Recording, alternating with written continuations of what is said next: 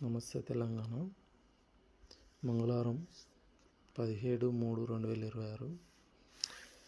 Agenda తెలియదు, జవాబు రాదు. పలువురు శాసనసభ్యుల ఆవేదన. శాసనసభకు వచ్చేదాకా ఏం చర్చిస్తారో తెలియట్లేదు. అప్పటికప్పుడు ఎజెండా ఇస్తే ఎలా ప్రిపేర్ అవ్వాలి? 2.5 అవుతున్న వెల్ఫేర్ కమిటీలు లేవు. డిప్యూటీ స్పీకర్, చీఫ్ విప్ల నియామకం లేదు. బీఏసీ నిర్ణయాలపైన సకాలంలో రాని బులెటిన్లు. అధికార పక్షం తీరుపై సీనియర్ సభ్యుల్లో అసంతృప్తి. అగ్రికి టైర్, అర్బన్కు క్యూర్ ప్రాంతంలో ప్లాస్టిక్ వినియోగంపై నిషేధం. చారిత్రక పోరాట ఫలితమే తెలంగాణ రాష్ట్రం.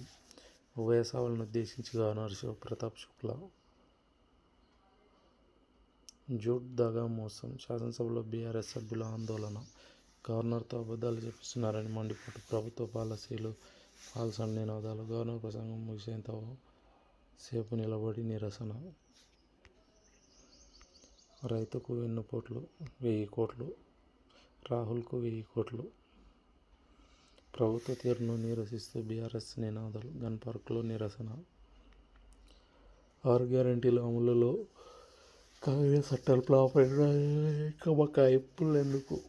పింఛన్లు పెంచలేదు, జాబ్ క్యాలెండర్ జాడలేదు. నాడు కేసీఆర్ వనంలో నార్లపూడి రైతు బంధు. నేటి కాంగ్రెస్ వనంలో కోతలప్పుడు దిక్కులేదు.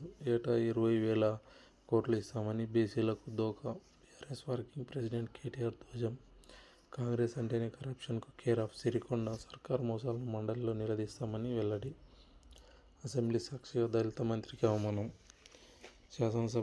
శాసనమండలిలోకి వెళ్లకుండా దామోదర్ రాజనరసింహను అడ్డుకున్న సెక్రటరీ.